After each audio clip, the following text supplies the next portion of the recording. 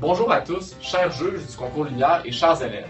Nous nous appelons Newton et compagnie et aujourd'hui on va vous parler de la troisième loi de Newton. Premièrement, on va regarder la loi écrite par Newton. L'action est toujours égale à la réaction, c'est-à-dire que les actions de deux corps l'un sur l'autre sont toujours égales et de sens contraire. Honnêtement, c'est une phrase qui est assez difficile à comprendre, donc nous allons la regarder d'un point de vue plus mathématique. F de AB est égal à moins F de BA. Alors, si on va voir un petit peu plus en détail qu'est-ce que la troisième loi de Newton dit, on peut regarder l'équation. Donc, l'équation nous dit que l'objet A exerce une force sur un objet B qui a une certaine grandeur et une certaine direction. En réponse à cette force-là, l'objet B va exercer une force sur l'objet A de la même grandeur mais de sens opposé. C'est à ça que ça le moins dans l'équation.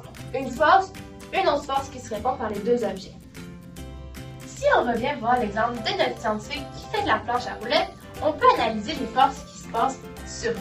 Donc, le bonhomme exerce une force sur le mur, que j'ai représenté en rouge, et en réponse à cette force-là, selon la troisième loi de Newton, le mur exerce une force sur l'homme dans le sens opposé, comme on peut voir avec les deux flèches différentes. Comme l'homme ne subit pas sa propre force, il subit juste la force faite par le mur, il est propulsé vers l'arrière à cause de la force faite par le mur sur lui en réponse à la propre force qu'il exerçait. Si on va voir un deuxième exemple, celui de notre bonhomme qui fait de la natation, on peut voir que pour se propulser vers l'avant, l'homme exerce une force sur l'eau vers l'arrière.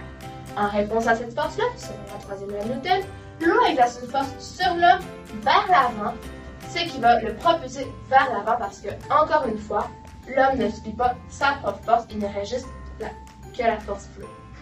Mais si je comprends bien, c'est à cause de la troisième loi de Newton que je ne m'enfonce pas dans le plancher. J'exerce une force vers le bas sur le sol, et le sol exerce une force sur moi vers le haut, et donc je ne m'enfonce pas. Bravo Alexandre, c'est exact. Et maintenant, en sachant comment la troisième loi de Newton s'exerce, je vais me pousser vers de nouvelles découvertes scientifiques.